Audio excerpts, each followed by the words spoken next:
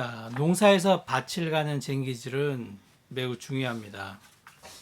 너무 얕게 갈면요, 새들이 와서 씨앗을 먹어버리거나 아니면 햇빛에 노출이 되어서 타버리고 비가 많이 올 경우에 물에 쓸려갈 그런 가능성이 있습니다. 반대로 너무 깊게 갈아버리면요, 씨앗이 땅을 뚫고 나오기가 힘듭니다. 그래서 너무 얕아도 안 되고 너무 깊어도 안 됩니다. 이처럼 쟁기질은 집중력과 그리고 공을 들여야 하는 작업입니다. 오늘 말씀에서 예수께서 쟁기 잡은 사람을 비유로 들고 있는데요. 이 비유는 단순히 농부 이야기가 아닙니다.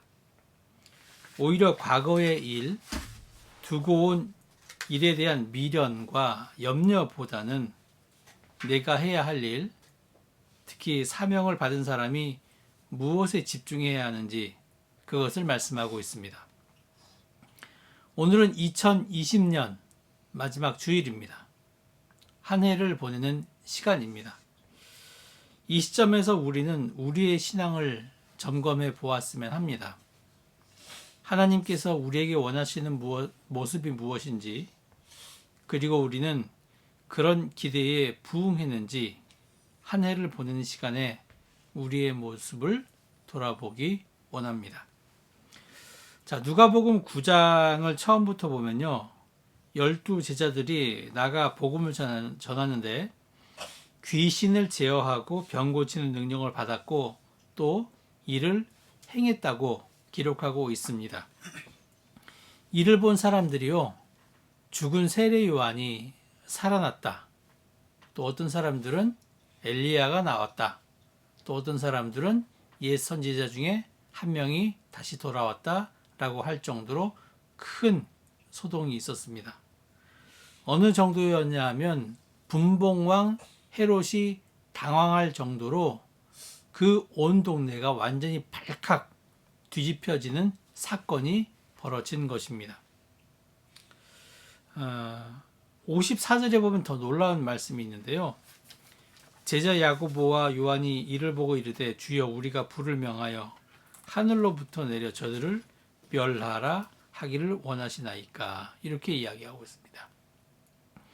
이 말은 제자들이 기도만 하면 하늘에서 불이 내릴 수 있을 정도, 여러분, 그런 능력을 가지고 있다는 말입니다. 물론 이런 일은 불가능했을 것입니다. 하지만 제자들은 이런 말을 할 수 있을 정도로 큰 능력을 행했고 지금 그들은 아주 자신만만하다는 것을 우리가 알 수 있습니다. 상황이 이렇다 보니까요, 예수 주위로 많은 사람들이 몰려들었고요, 또 그 중에서는 저도 주님을 따르겠습니다 라고 하는 사람들이 나타나기 시작했습니다. 오늘 본문은 그런 사람들에 대해서 이야기하고 있습니다. 오늘 본문에는 세 부류의 사람이 나오는데 첫 번째는 스스로 따라 나서는 사람입니다. 그리고 두 번째는 예수께서 나를 따르라고 부른 사람입니다. 그리고 세 번째는 제 해석인데 약삭빠르게 대처하는 사람입니다. 그런데 세 종류의 사람 모두 예수의 제자로 쓰임받기에는 적합한 사람들이 아닙니다.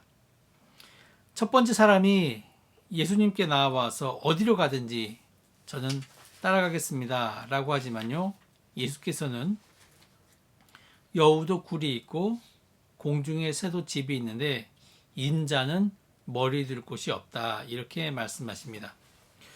그리고 계속되는 말씀을 보면요, 그 사람으로부터 좋다, 나쁘다 라는 이야기가 없습니다. 아마 이 사람은 예수의 말을 듣고 슬그머니 그 자리에서 떠난 것 같습니다. 그런데 마태복음 8장에 보면요, 이 사람을 서기관이라고 특정하고 있습니다. 서기관은 모세의 율법을 연구하는 사람으로 그 당시 유대인들에게는 제사장과 더불어 지도자로 대우받는 위치에 있었습니다. 그런 서기관이 예수를 따르겠다 하는 것은요, 서기관으로서의 그 혜택, 서기관으로서의 존경, 혜택, 이런 모든 것들을 다 버리겠다는 것을 의미합니다. 그러니까 서기관 입장에서는 대단한 결정을 내린 것이죠. 하지만 예수는 서기관에게 여우도 굴이 있고 공중의 새도 집이 있으되 인자는 머리 들 곳이 없다, 이런 말씀을 하십니다. 서기관과 같은 사람이 예수의 제자가 된다고 한다면 앞으로 예수의 사역에 많은 도움이 될 수 있을 것이라 여러분 이렇게 생각할 수 있습니다.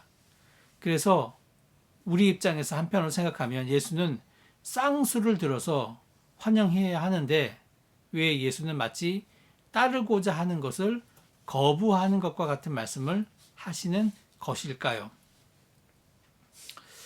지도자로 대우받던 서기관이 갑자기 없던 믿음이 생겨서 예수를 따르겠다고 나선 것이 아닙니다. 여러분, 절대로 공짜 점심은 없습니다. 서기관은 누가복음 9장에 나와 있는 바로 그 기적들에 주목했습니다. 특히나 누가복음 9장에 보면요, 변화산 사건까지 나오면서 예수가 어떤 분인지 그 정체를 드러내고 있는 것을 우리가 알 수 있습니다. 물론 이 서기관이 변화산까지 같이 간 것은 아닙니다. 하지만 사람들이 변화산에 같이 갔다 온 그 제자들이 가만히 있었겠습니까? 우리 예수님이 이런 분이다 분명히 말을 했을 것이고요. 이런 이야기가 분명히 서기관의 귀에까지 들렸을 것입니다. 자, 서기관은 예수와 제자들의 이런 기적을 보면서 스스로 결론을 내렸습니다. 아, 오실 그이가 바로 이 사람이구나 라는 결론을 내렸습니다. 마태복음 11장에 보면 옥에 갇힌 세례 요한이 그의 제자들을 예수께 보내어 묻습니다. 오실 그이가 당신입니까? 여러분, 이에 대해서 예수께서 어떤 대답을 하시냐면요, 이렇게 말씀하십니다. 너희가 가서 듣고 보는 것을 요한에게 알리되 맹인이 보며 못 걷는 사람이 걸으며 나병 환자가 깨끗함을 받으며 못 듣는 자가 들으며 죽은 자가 살아나며 가난한 자에게 복음이 전파된다 하라. 자, 여러분이 생각하시기에 세례 요한의 제자들이 와서 오실 그이가 당신입니까? 라고 물었을 때에 예수께서 이런 대답을 하셨다고 한다면 예수께서 오실 그이 내가 맞다, 예스라고 대답한 것입니까? 아니면 노라고 대답을 한 것입니까? 그러니까 여러분은 어떻게 생각을 하십니까? 어떤 분은 예스라고 생각하고 어떤 분은 노라고 생각하고 어떤 분은 이것도 저것도 아니다 라고 생각할지 모르겠지만요, 예수님은 예스라고 대답한 것입니다. 오실 그이가 당신, 내가 맞다 라고 이야기한 것이죠. 왜냐하면 그 당시 유대인들은요, 메시아가 오면 바로 이런 기적이 일어난다고 믿고 있었습니다. 이사야 61장의 말씀을 기초로 메시아가 오면 앞을 보지 못한 사람들이 보게 되고 등등 이런 일이 일어난다고 믿고 있었다는 것이죠. 그리고 그 메시아는 다윗의 후손이고요. 그리고 다윗의 영광을 이 땅에 다시 가져올 그런 초인과 같은 사람이었습니다. 누가복음 9장에서 예수와 제자들이 그런 기적을 일으켰기에 서기관은 확신을 가졌고 그리고 자신의 모든 것을 버리고 예수를 따를 결의를 다진 것입니다. 하지만 서기관이 예수를 다윗 왕국을 다시 세울 메시아로 바라보았다면요, 그는 지금 오해하고 있습니다. 여러분, 예수께서 세우고자 하는 나라가 어떤 나라입니까? 하나님의 아들이 육신의 몸을 입으시고 고난과 핍박을 받으시며 십자가에 못 박혀 죽으시고 부활하심으로 사망 권세를 이기는 나라입니다. 서기관은 다윗의 영광을 생각했지만 예수는 인자는 머리 둘 곳이 없다는 말씀으로 권세 있는 나라가 아니라 머리 둘 곳도 없는 나라임을 분명히 말씀하고 계십니다. 여러분, 이런 나라를 세우기 위해서는요, 자기 희생이 필요합니다. 예수는 지금 자기 희생이라는 쟁기를 잡은 사람입니다.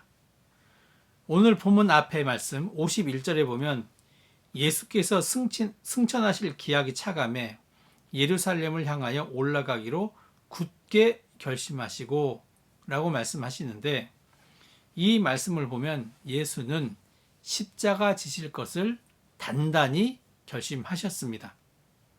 이미 예수는 십자가라는 쟁기를 잡고 있는 사람입니다. 인자는 머리 둘 곳이 없다는 말씀은 내가 가는 이 길이 맞는지 틀리는지 그것을 확인하기 위해서 뒤를 돌아보겠다는 말도 아니고, 이 세상에서 혁명을 일으켜서 로마를 무찔러서 새로운 나라를 건설하겠다는 말도 아닙니다. 예수는 확고합니다. 오직 십자가의 길입니다. 자기 희생으로 이루어지는 나라입니다. 절대로 애매하거나 우유부단하지 않고 있습니다.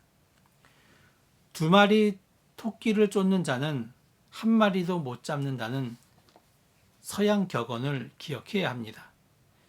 사실 쟁기 잡은 우리에게 뒤를 돌아보아야 하는 이유, 변명 너무나 많이 있습니다.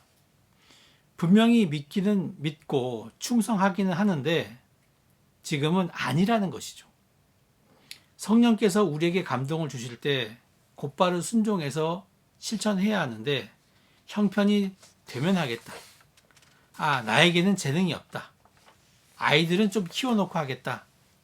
이런 핑계를 대면서 자꾸 차일피일 미룹니다. 이렇게 하다가는요, 죽을 때까지 못합니다. 하나님 나라에 합당한 일꾼은 손에 쟁기를 잡고 뒤를 돌아보지 않는 사람입니다. 나중에 엄청난 일을 하겠다. 내년에는 진짜 마음먹고 큰일 한번 해보겠다. 이런 말 다 소용없습니다. 주님을 따르려면요, 내가 할 수 있는 일, 바로 그것부터, 그리고 지금 해야 합니다. 어떤 분이 그렇게 이야기를 해요. 3가지 중요한 금이 있다고. 황금, 소금, 그리고 바로 지금입니다. 주님은 우리에게 지금부터, 지금 하는 일에서 집중하기를 원하고 있습니다. 우리는 이미 사명의 쟁기를 잡았습니다. 그래서 주위를 돌아보거나 우유부단하지 마시고 앞만 보며 믿음의 고랑을 일구시는 저와 여러분이 되시기를 바랍니다. 2번째 사람은요, 제자의 길을 지원한 첫 번째 사람과는 달리 예수께서 친히 나를 따르라고 부른 사람입니다. 예수께서는 이 정도면 할 수 있겠다고 아마 생각해서 그 사람을 부르셨는데, 그 사람은 먼저 아버지 장례를 치르고 돌아와서 예수를 따르겠다, 그렇게 답을 하고 있습니다. 그런데 한번 생각해 보면요, 먼저 아버지 장례를 치르고 와서 예수를 따르겠습니다. 여러분, 이 사람 말에 무슨 잘못됨이 있습니까? 겉으로 보면 마치 아버지의 장례까지 막으면서 예수를 따를 것을 강요하는 것처럼 보입니다. 이 말씀만 딱 잘라서 보게 되면요, 사이비 이단 교주처럼 보일 수 있습니다.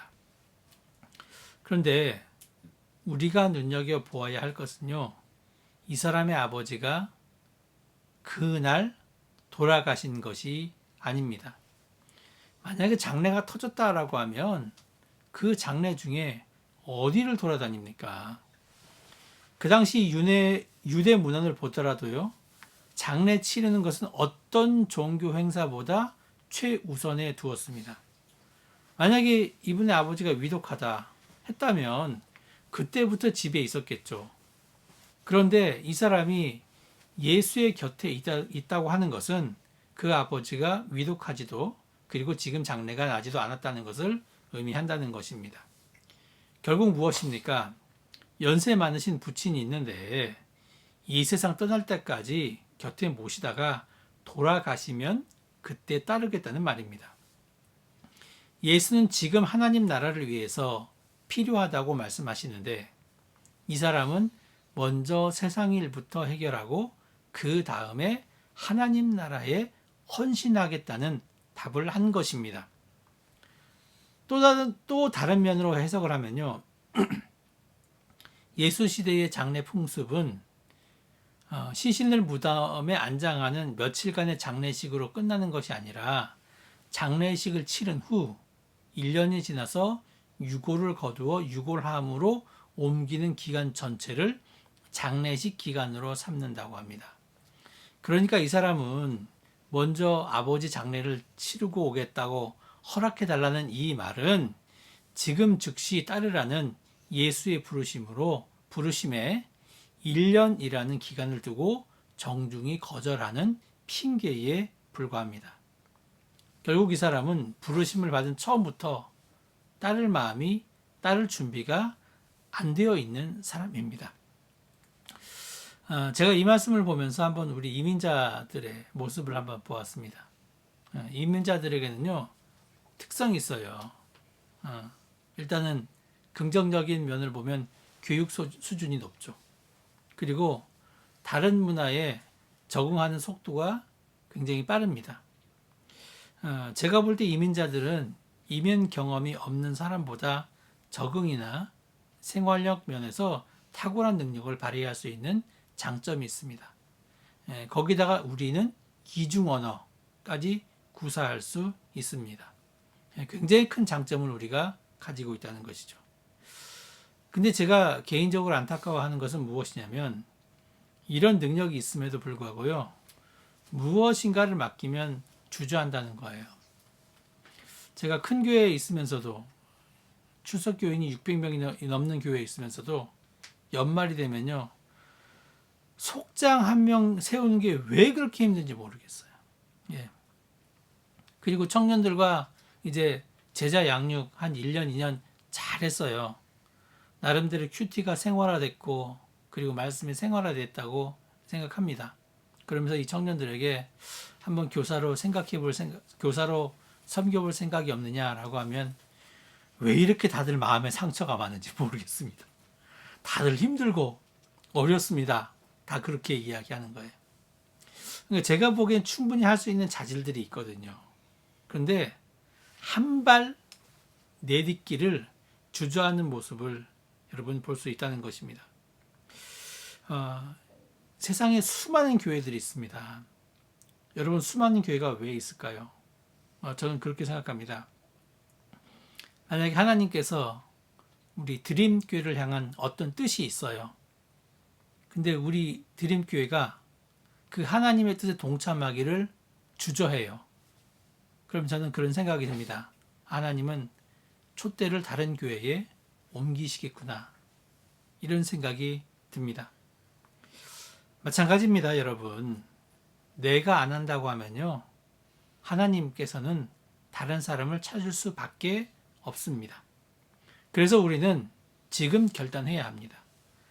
우리에게 다시 주님의 부르심이 또 온다는 보장 절대 없습니다. 그래서 부르시는 그때에 헌신하는 우리가 되어야 합니다. 그런가 하면 세 번째 사람은 가족들에게 먼저 작별 인사를 하고 와서 주님 따르겠다. 그렇게 이야기를 합니다. 세 번째 사람은 예수를 따를 마음이 있는 것처럼 보입니다. 이 사람 말이 주님 따르겠습니다. 근데 먼저 가족들과 작별하도록 허락해 주십시오. 이렇게 이야기하고 있습니다. 이때 예수님께서 이 사람에게 얘기하시는 말씀이 손에 쟁기를 잡고 뒤를 돌아보는 자는 하나님 나라에 적합하지 않다. 이런 말씀을 하십니다. 우리는 아무리 예수님이라고 해도 이 정도는 허락해야 하지 않나 이런 생각이 듭니다. 앞으로 가족과 생이별을 해야 될지도 모르는데 이 정도는 생각할 수 있잖아 이런 생각이 드는 거죠. 기본적인 인간의 정마저 매몰차게 끊고 따라 나서야 과연 그게 제자다운 삶일까요? 어떻게 생각하면 마치 한국 교회를 어지럽히는 신천지 집단처럼 보이는 그런 말씀이기도 합니다. 그런데 예수의 이런 가르침은요, 제자도의 우선순위가 무엇임을 분명히 알게 하는 강조법입니다. 세 번째 사람은 예수를 따르겠다고 하지만 이 사람 역시 가족을 핑계 삼아 지금은 헌신할 수 없다는 의도에서 나온 대답이었습니다. 자, 생각해 보십시오. 집에 돌아가서 가족들과 작별 인사를 하는데 금쪽 같은 내 새끼가 아빠 한대요. 사랑하는 부인이 여보 한대요. 여러분 이렇게 붙잡는다면 설득당하고 주저앉을 가능성이 상당히 많습니다. 그리고 이 사람에게는요, 누가 잡으면 나는 그 자리에 주저앉으리라라는 계산이 이미 깔려 있습니다. 그래서 제가 약삭빠른 사람이라고 그렇게 처음에 이야기한 것이죠. 손에 쟁기를 잡았다는 말은 하나님 나라의 일을 맡았다는 뜻이고, 뒤를 돌아본다는 것은 세상 일을 걱정하고 염려한다는 뜻입니다. 예수께서 손에 쟁기를 쥐어주고 지금부터 밭을 갈라 이렇게 말씀하시는데 이 사람은 가족을 구실 삼아서 뒤를 돌아보고 있으니 예수님께서 쟁기를 손에 잡고 뒤를 돌아보지 말아라. 그리고 이런 사람은 하나님 나라에 합당하지 않다. 그런 말씀을 하신 것입니다. 여러분, 내가 하고 싶을 그때에 헌신하겠다. 이 대답은 지금 부르시는 주님의 부르심에 적당한 응답이 아닙니다. 제임스 마이크너라는 사람이 있습니다. 이 사람은 40년이 넘도록 알라스카를 연구한 사람인데요. 근데 재미있게도 정작 알라스카를 한 번도 가본 적이 없는 사람입니다. 너무 근심 걱정이 많아요.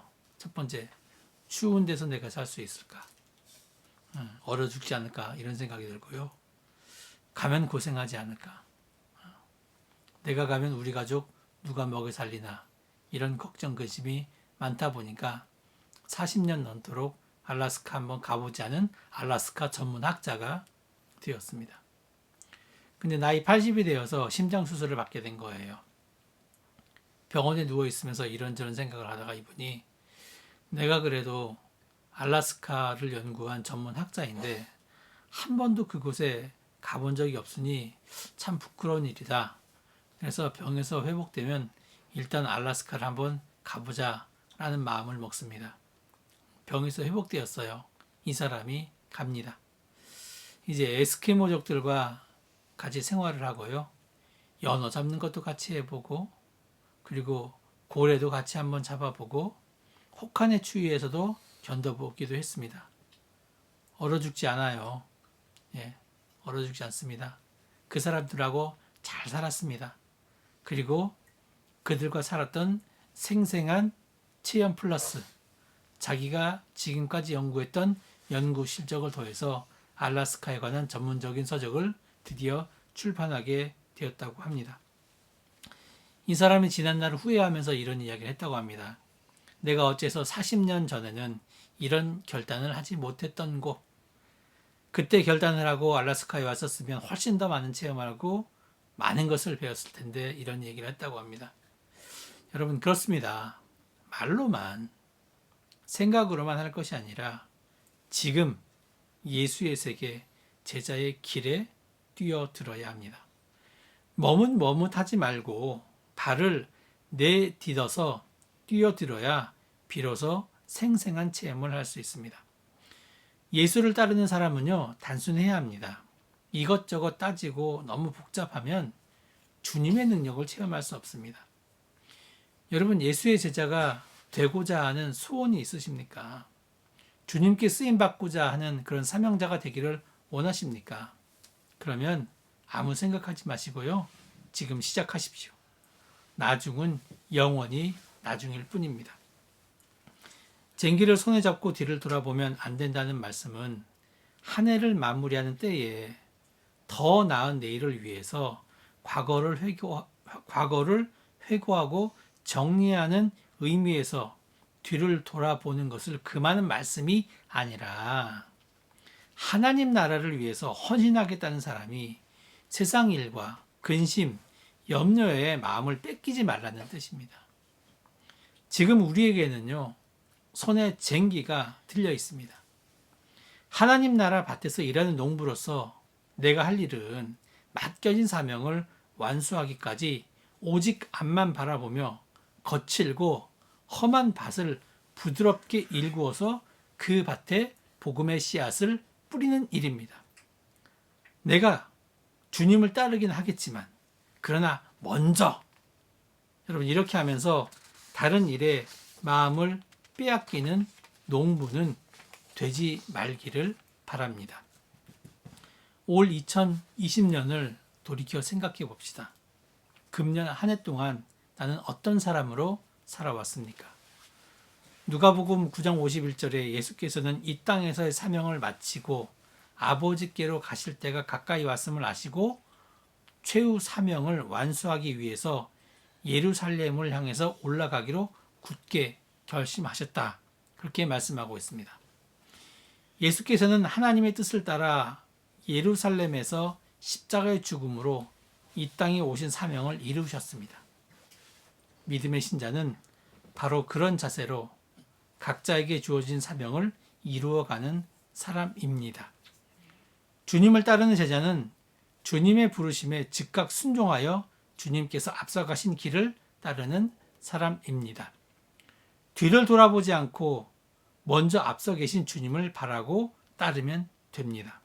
여러분, 이것이 바로 믿음의 신자의 태도입니다. 2020년을 그렇게 보내지 못했다면요, 2021년에 그런 삶을 사시면 됩니다. 우리 삶의 목적은 부귀영화가 아닙니다. 하나님께 영광 돌리는 삶입니다. 여러분, 이 내용을 마음에 잘 담으시고요.